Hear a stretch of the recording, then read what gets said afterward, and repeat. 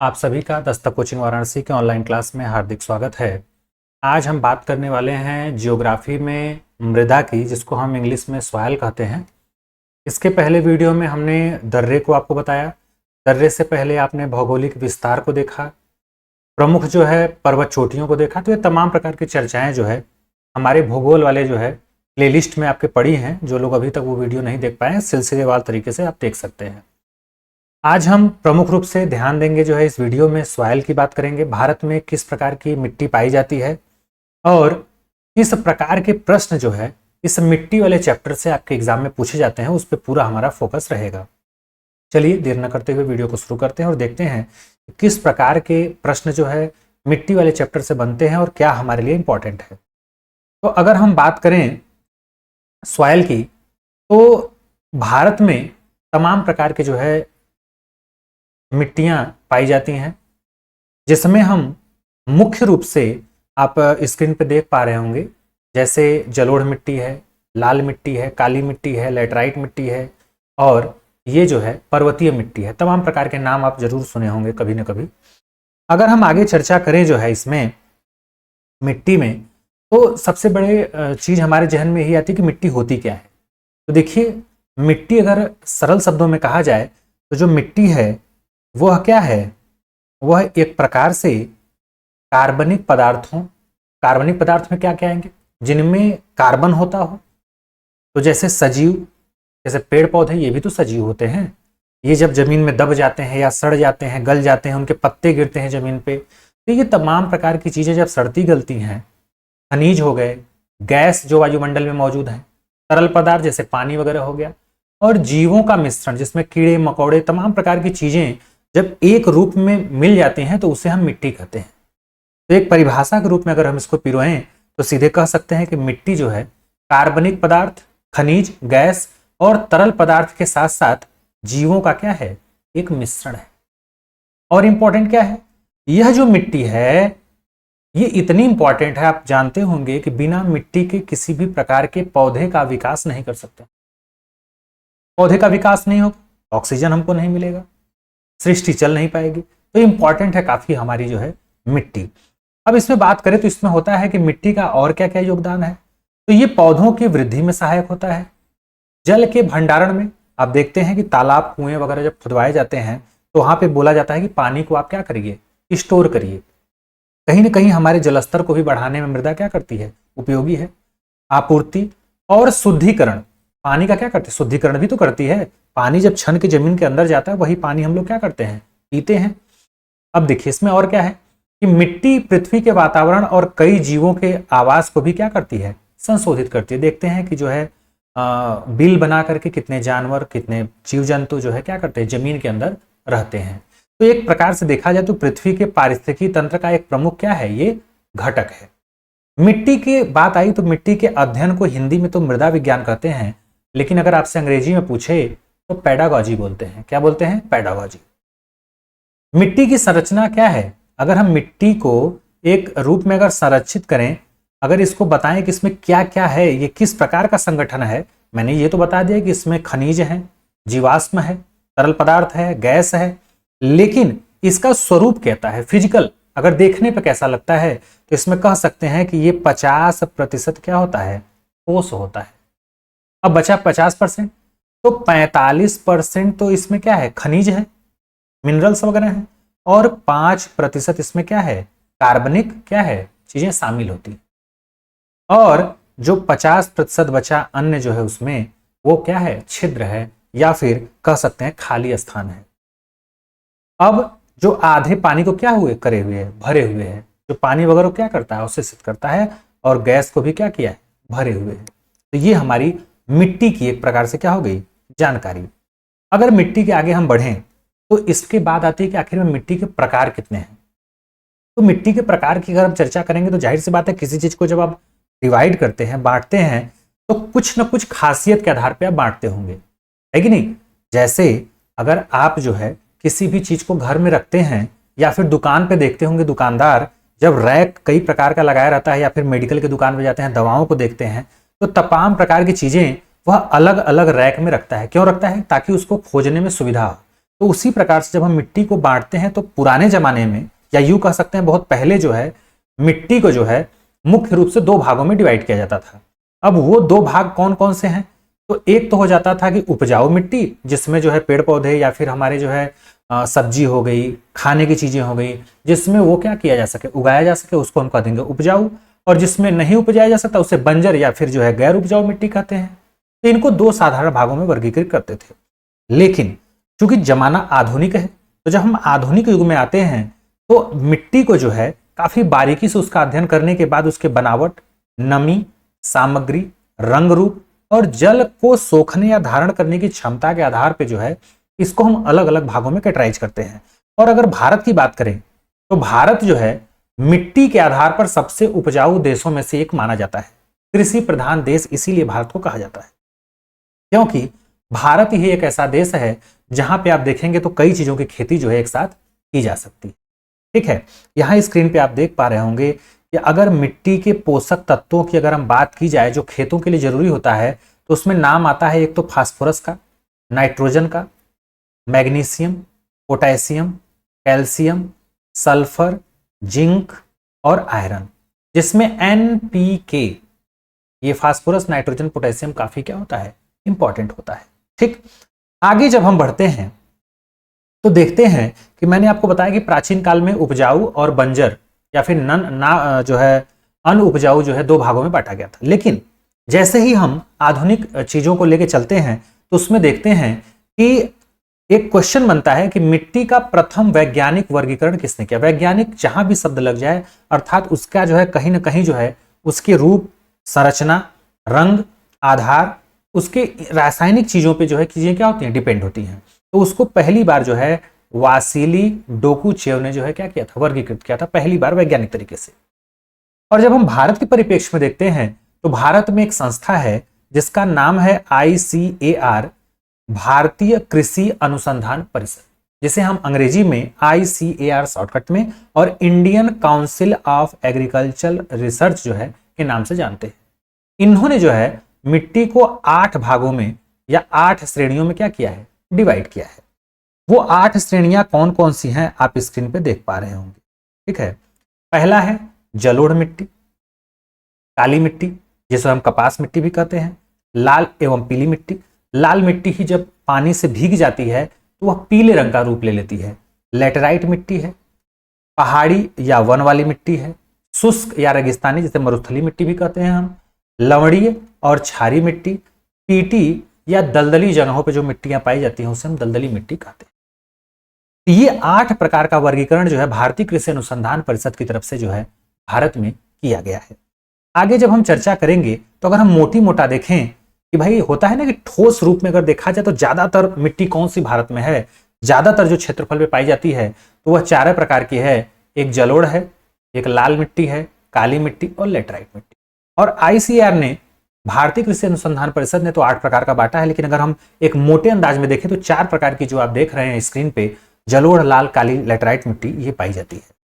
तो हमने ये देखा कि मिट्टी होती क्या है। मिट्टी को हमने बताया जीवाश्म और इसमें जो है कई प्रकार के कार्बनिक अकार्बनिक चीजों का मिश्रण होता है। फिर मिट्टी के प्रकारों को हमने देखा, पुरानी पद्धति, नई पद्धति और मोटे तौर पे क्षेत्रफल के आधार पर। ठीक, यहां तक चीजें क्लियर हो गई। और मिट्टी में जो पोषक तत्व होते हैं जो पौधों के विकास के लिए जरूरी होते हैं वो मैंने आपको बता दिया। ठीक है, अब एक चीज और दिखा जाता है कि भारत के परिप्रेक्ष्य में देखा जाए तो मुख्य रूप से भारत में 3 चीजों की कमी होती है मिट्टी में। एक तो नाइट्रोजन की, एक फास्फोरस की और एक ह्यूमस की। अब ह्यूमस कौन सा शब्द है? तो ह्यूमस शब्द जो होता है वो कार्बनिक क्या होता है, घटक होता है। कार्बनिक मैंने आपको बताया कि जो जीव जंतु होते हैं, सड़े गले पेड़ पौधे, ये सब चीजें जो होती हैं वो किसके अंतर्गत आती है, ह्यूमस के अंतर्गत। मैंने यहाँ पे बताया भी आपको है कि ह्यूमस मिट्टी का कार्बनिक घटक होता है जो पत्तियों और अन्य पौधों की सामग्रियां जब एक जगह इकट्ठी हो जाती हैं और सूक्ष्म जीव भी उसमें इकट्ठे हो जाते हैं जो छोटे छोटे कीड़े मकोड़े के रूप में होते हैं, तो वो क्या कहलाता है, ह्यूमस कहलाता है। ठीक है, तो यहां तक चीजें आई होप अंडरस्टैंड आप कर लिए होंगे। अब देखिए, जब हम 8 प्रकार की मिट्टियों की चर्चा करेंगे तो पहले नंबर पे जलोढ़ मिट्टी का नंबर आता है, जिसे हम दोमट मिट्टी या फिर कछारी मिट्टी कहते हैं। अब देखेंगे आप जलोढ़ मिट्टी के बारे में, तो सबसे पहली बात तो यही आ जाती है कि भारत में जो मिट्टियां पाई जाती हैं तो सबसे ज्यादा क्षेत्रफल पे कौन सी मिट्टी पाई जाती है, तो उसका आंसर होगा जलोढ़ मिट्टी। ये भारत के 40% भूभाग पे क्या होती है, पाई जाती है। और सबसे बड़ी खास बात यह है कि ये जो जलोढ़ मिट्टी है, ये जहां जहां आप नदियों का क्षेत्र देखेंगे वहां पे किनारे जो नदियों के द्वारा मिट्टियां लाई जाती हैं, जो गाद लाया जाता है, उन्हीं को ये जलोढ़ मिट्टी कहा जाता है। तो यहाँ पे लिखा भी है कि नदियों के द्वारा लाई गई मिट्टी को जलोढ़ मिट्टी कहते हैं। खास करके ब्रह्मपुत्र, गंगा और जो है सिंधु का ये जो क्षेत्र है आपका, यहाँ पे जो है इनका विस्तार पाया जाता है। और मैप में भी आप ये येलो कलर का, पीले रंग का देख रहे होंगे कि ये पूरा एरिया जो है आपका, ये क्या है आपका, ये आपका देख रहे होंगे, ये पूरा इधर से जो है ये आपका पूरा एरिया, ये आपका जो है पूर्वी तट का एरिया, और ये पश्चिमी की तरफ ये नर्मदा, ताप्ती, और ये जो है आपका बहाव क्षेत्र जो है, ये जो है जलोढ़ मिट्टी का क्षेत्र कहलाता है। अब जलोढ़ मिट्टी में भी दो प्रकार की मिट्टियां होती हैं। अच्छा, इसमें यह भी कहा गया है कि ये 15 लाख वर्ग किलोमीटर के क्षेत्र में क्या है, पूरी फैली हुई हैं। ठीक है, कहाँ कितनी फैली हैं, 15 लाख वर्ग क्षेत्रफल। भारत का क्षेत्रफल आपको पता ही है 32 लाख के करीब है, जिसमें 15 लाख क्षेत्रफल सोच लीजिए कि इसी का है, लगभग 40%। अब इसमें जो है आप देखेंगे जलोढ़ मिट्टी को भी दो भागों में हम डिवाइड कर देते हैं, बांगर और खादर के नाम से।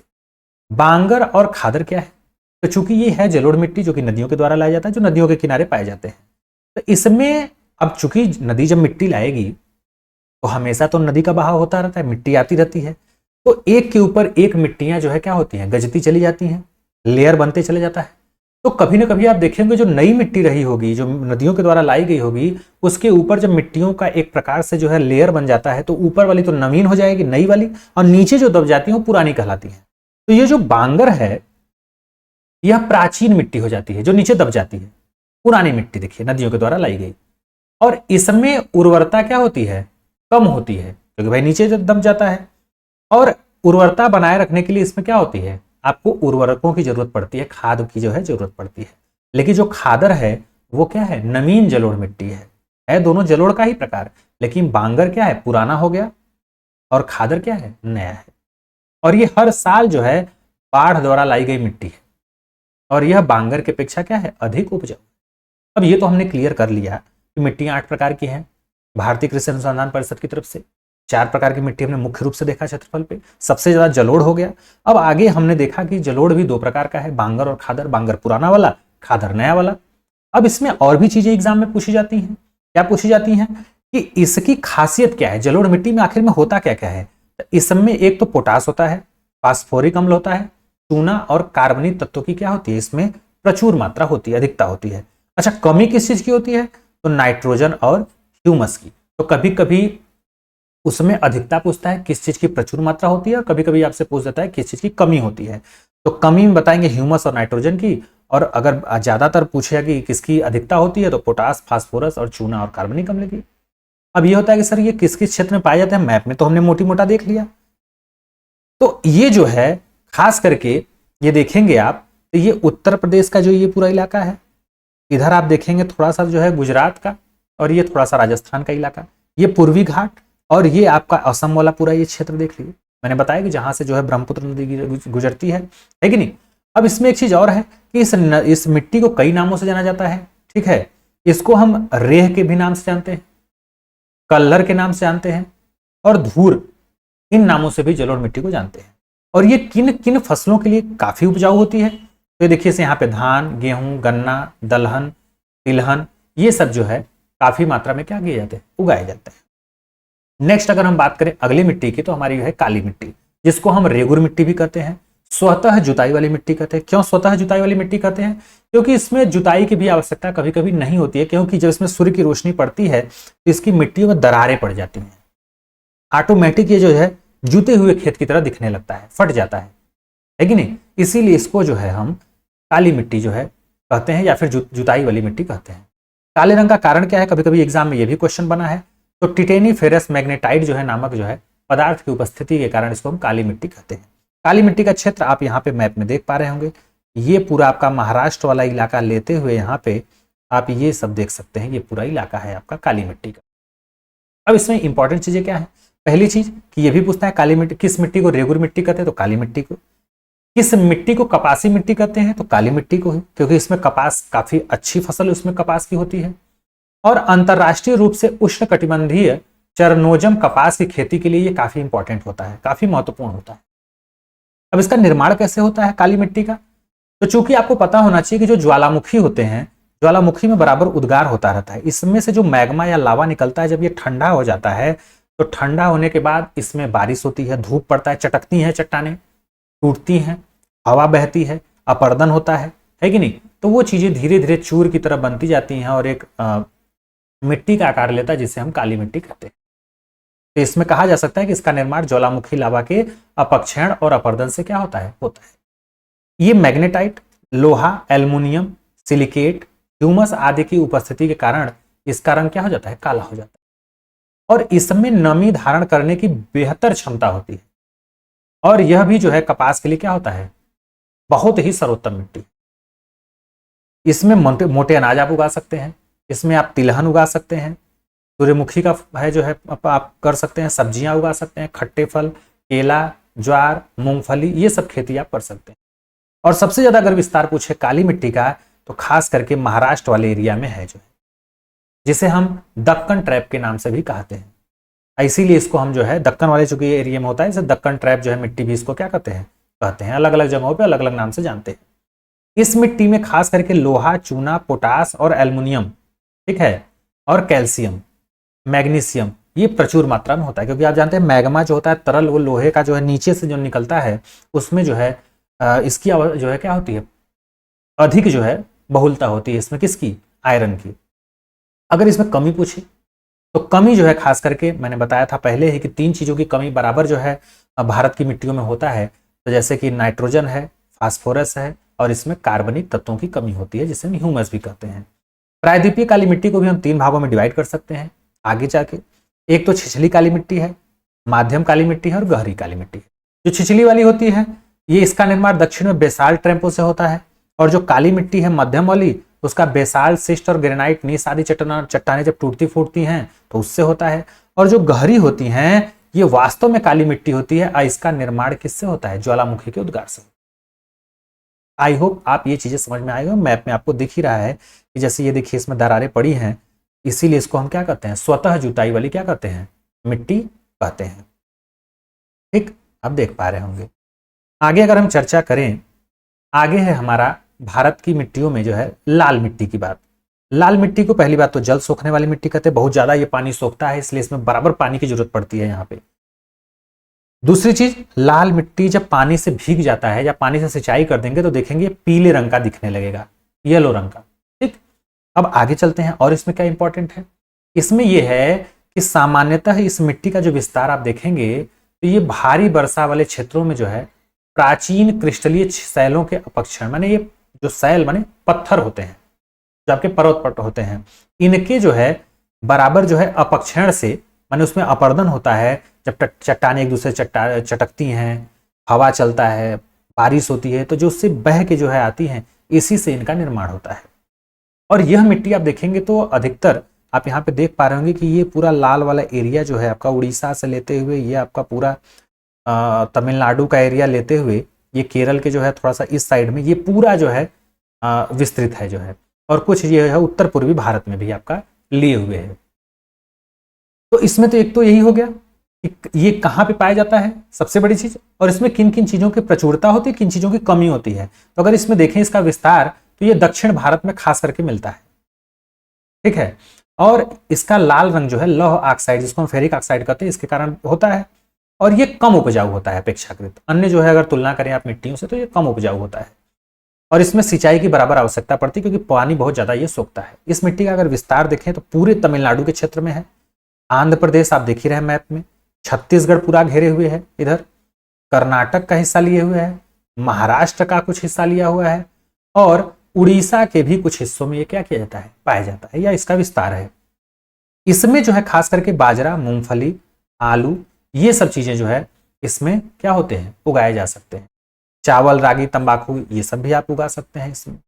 तो इसमें यह कहा गया है कि इस मिट्टी में जो है घुलनशील जो लवण होते हैं, लोहा और सिलिका, इसकी इनमें जो है प्रचुर मात्रा होती है। लेकिन इनमें कमी किन चीजों की होती है? तो एक तो फास्फोरिक अम्ल, अगर आपसे पूछे तो किसकी कमी, तो फास्फोरिक। कार्बनिक तत्व तो जैसे मैंने बताया ह्यूमस बराबर, और जैविक पदार्थ चूना, नाइट्रोजन की कमी इसमें क्या होती है, पाई जाती है।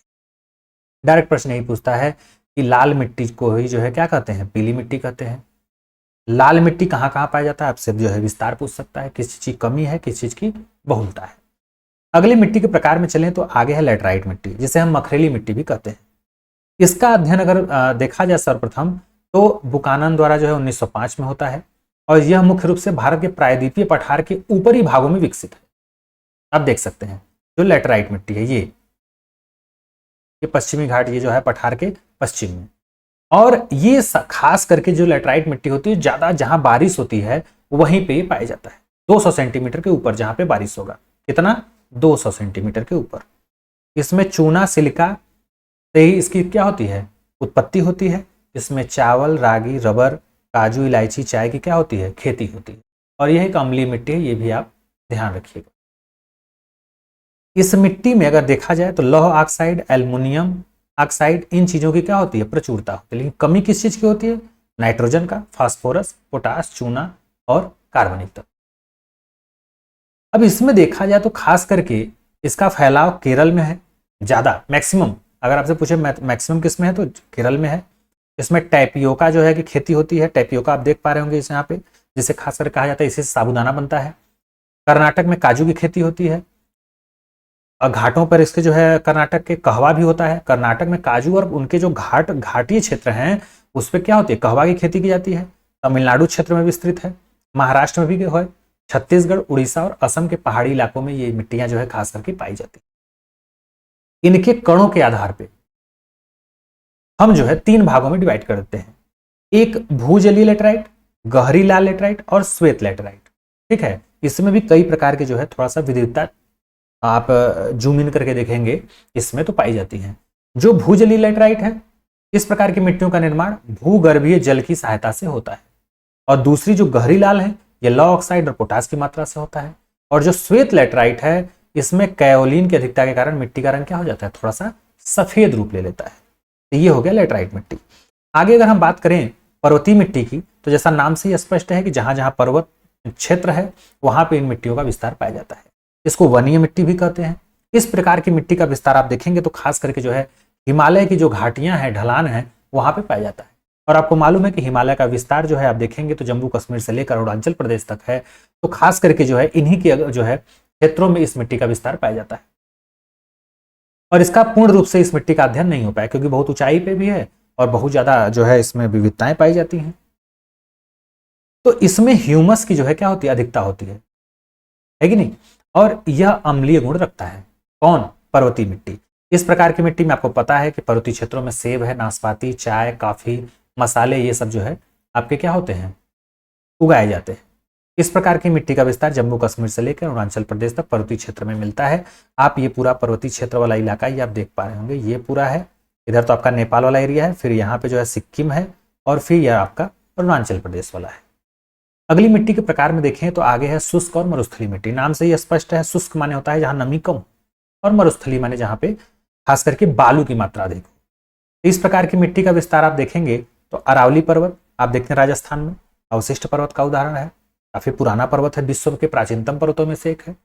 और सिंधु घाटी के मध्यवर्ती क्षेत्रों में जो है विशेष करके देखा जाए तो पश्चिमी राजस्थान हो गया, उत्तरी गुजरात हो गया, दक्षिणी हरियाणा वाला क्षेत्र हो गया, और पश्चिमी उत्तर प्रदेश जैसे मथुरा वगैरह का क्षेत्र हो गया। तो यहाँ पे इसका विस्तार जो है देखने को मिलता है। किस प्रकार की मिट्टी का, शुष्क या फिर मरुस्थलीय मिट्टी का।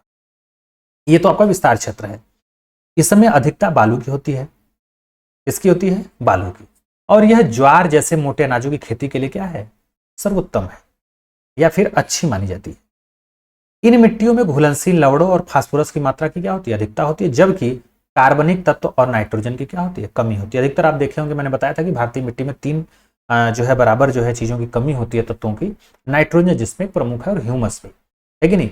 तो ये आप देख सकते हैं मरुस्थलीय वाला इलाका पूरा है, ये आपका राजस्थान वाला इधर है, और कुछ पश्चिमी जो है उत्तर प्रदेश का हिस्सा जो है लिया हुआ है। और यहाँ पे देखेंगे तो गुजरात का जो है क्या है, उत्तरी सिरा, माने इससे लगा हुआ जो है, ठीक है, उत्तरी सिरा, और दक्षिणी हरियाणा ले लेंगे, और पश्चिमी उत्तर प्रदेश, ये है। आगे अगर हम बात करें अगली मिट्टी के, 2 मिट्टी और बचा है, एक है लवणी मिट्टी या फिर इसको हम क्षारीय मिट्टी कहते हैं। अब ये लवणी मिट्टी क्या है, तो आप देखेंगे जो समुद्र के किनारे जो भूभाग लगा हुआ है बराबर पानी से जो है घिरा रहता है, ठीक है, तो वहाँ पे जो खारापन होता है उसमें जो मिट्टी पाई जाती है उसे लवणी या फिर क्षारीय मिट्टी कहते हैं। और इसका अगर विस्तार देखेंगे तो सभी जलवायु वाले क्षेत्रों में है, प्रदेशों में है, जहाँ जहाँ पे नदियाँ हैं या तलहटी इलाका है वहाँ पे जो है। खास करके देखा जाए तो यह जो है वो राजस्थान, पंजाब, हरियाणा, उत्तर प्रदेश, बिहार, महाराष्ट्र, तमिलनाडु के जो है जो शुष्क और आधे शुष्क प्रदेश हैं इनमें इनका विस्तार पाया जाता है। यह अंतर क्षेत्रीय मिट्टी होती है। और ये अगर पूछा जाए मैक्सिमम लवणी या क्षारीय मिट्टी कहाँ पाई जाती है तो ये गुजरात के कच्छ के रण में इसका ज्यादा विस्तार है। ठीक है। और अगर देखा जाए तो ये पश्चिमी राजस्थान में भी है, दक्षिणी पंजाब में है, दक्षिणी हरियाणा में है, उत्तर प्रदेश, बिहार, महाराष्ट्र, तमिलनाडु के शुष्क क्षेत्र में है, और जो आपका पश्चिम बंगाल का सुंदरवन क्षेत्र है वहां पे, और केरल के तट तक जो है ये क्या है पूरा विस्तृत है। ये आपका पूरा जो है लोकेशन है इसका क्षारीय या फिर लवणी मिट्टी का। अब इसमें और खास बात क्या है कि इस मिट्टी में सोडियम और मैग्नीशियम की क्या होती है, अधिकता होती है। और इसमें चूंकि ये जो लवण है और कैल्शियम पोटेशियम है इसकी जो अधिकता हो जाती है तो इसका जो है जो प्रकृति है वो क्षारीय हो जाता है। और ये खास करके ये इसमें कुछ उपजाया नहीं जा सकता, खेती इसमें हो नहीं पाती है, लेकिन अगर आप जिप्सम अगर इसमें मिला देंगे तो जिप्सम मिलाने के बाद इसमें कुछ जो है आप उगा सकते हैं थोड़ा बहुत। ठीक है। इसको स्थानीय भाषा में क्षारीय मिट्टी को ही रेह कहते हैं, कल्लर कहते हैं, रकार कहते हैं, ऊसर कहते हैं, ऊसर जैसे इसमें कुछ होता नहीं लोग बोलते हैं, कार्ल है, चापेन, ये अलग अलग जगहों पे अलग अलग इसके नाम जो है प्रचलित है। लास्ट अगर हम प्रकारों में देखें तो पीट एवं दलदली मिट्टी है जिसको हम जैविक मिट्टी भी कहते हैं। दलदल नाम से ही स्पष्ट है कि जहाँ पे दलदल, जहाँ पे पानी जो है और मिट्टी में जो है काफी जो है जुड़ाव हो और दलदली हो जहाँ पे क्षेत्र, वहाँ की मिट्टियों को हम दलदली मिट्टी या फिर पीट मिट्टी कहते हैं। जहाँ पे नमी ज्यादा हो, जहाँ पे आर्द्रता ज्यादा हो, ठीक है, और कार्बनिक तत्वों की जमाव ज्यादा हो, अर्थात ये कह सकते हैं कि ऐसा क्षेत्र जहाँ पे बारिश ज्यादा होता हो, तो बारिश ज्यादा होगा तो जाहिर सी बात है वहां पे बराबर गीला बना रहेगा, नम बना रहेगा क्षेत्र, वनस्पतियां ज्यादातर वहां पे पेड़ पौधे पत्ते सड़ेंगे गलेंगे, तो ये चीजें जो है जैविक मिट्टी या फिर दलदली मिट्टी के अंतर्गत आती है। यहाँ पे बराबर जो है जल का जमाव आप चित्र में भी देख पा रहे होंगे कि रहता है। अब दलदली है, बराबर सड़न गलन है, तो यहाँ पे ह्यूमस की पर्याप्त मात्रा होगी उसमें, लेकिन खास करके ह्यूमस की तो अधिकता हो जाती है कार्बनिक पदार्थों की, लेकिन फास्फोरस और पोटास की इसमें क्या होती है, कमी होती है, और यह खेती के लिए क्या है, अनुपयुक्त है। फेरस आयन की अधिकता के कारण इसका थोड़ा सा रंग जो आप देखेंगे तो नीला कलर का दिखाई देता है। यह अम्लीय है स्वभाव से मृदा, ये मिट्टी क्या है, अम्लीय है, और ये पौधों के विकास के लिए क्या होती है, हानिकारक होती है। इस प्रकार की जो मृदा जो है वह केरल के अल्पुआ जिले में, केरल में कहाँ विस्तृत है, अल्पुआ नामक जिले में। बिहार उत्तराखंड का देखेंगे तो अल्मोड़ा जिला पड़ता है, वहां पे ये मिट्टी पाई जाती है। पश्चिम बंगाल का सुंदरबन डेल्टा क्षेत्र है, उड़ीसा है, तमिलनाडु और निचले जो डेल्टाई क्षेत्र हैं जो बराबर पानी से लगे हुए हैं, दलदल क्षेत्र हैं, वहां पे इस मिट्टियों का विस्तार पाया जाता है। तो ये थी 8 प्रकार की मिट्टी। लेकिन चीजें अगर हम करंट से देख के देखें तो भारत सरकार द्वारा एक स्कीम चलाई गई है जिसे सॉयल हेल्थ कार्ड कहते हैं, मृदा कार्ड किसानों के लिए। ये भी एग्जाम में क्वेश्चन कई बार पूछा गया है कि इसकी शुरुआत कब से होती है, SHC से, सॉयल हेल्थ कार्ड की। तो 19 फरवरी 2015 को भारत सरकार के द्वारा जो है इस योजना को शुरू किया जाता है। जैसे आप को बीमारी होती है तो आप डॉक्टर के पास जाते हैं, तो आपका जांच होता है कि आपको समस्या क्या है, किन किन चीजों की आपके शरीर में कमी है, तत्वों की। वैसे ही इस कार्ड के माध्यम से आपके जमीन पे जहां जहां जमीन है उन जमीन में किन किन तत्वों की कमी है, उन तत्वों का एक पूरा बायोडाटा तैयार होगा, और उन चीजों की जब आपको कमी पता चल जाएगी तो आप उस कमी को पूरा करके अच्छी फसल उगा सकते हैं। इसलिए ये स्कीम चलाया गया है। आप और चीजों को इसमें पढ़ सकते हैं। ये जो है सरकार किसान को मृदा कार्ड जारी करने की योजना जो है बनाई है इसमें, ठीक है। इसमें मिट्टी विशेषज्ञों के द्वारा मिट्टी की ताकत और कमजोरियों को जो है सूक्ष्म पोषक तत्वों की जो कमी होती है उसका विश्लेषण करेंगे और इससे निपटने के उपाय खोजेंगे, ठीक है। इसमें खास करके जो है योजना के अंतर्गत 14 करोड़ किसानों को जो है जारी करने की योजना थी शुरू में जो है। इस पर लागत इसमें क्या क्या है, कितनी पूंजी लगाई गई, ये तमाम प्रकार की चीजें हैं। बस इतना जानते रहिए कि सॉयल हेल्थ कार्ड जो है क्या है और इसकी उपयोगिता क्या है, ठीक है। तो आई होप आपको ये वीडियो पसंद आएगा। अगर आप पहली बार हमारे चैनल पे आए हैं तो वीडियो आपको पसंद आए तो लाइक शेयर सब्सक्राइब करना मत भूलिएगा। मिलेंगे नेक्स्ट वीडियो में, तब तक के लिए जय हिंद, जय भारत, थैंक यू।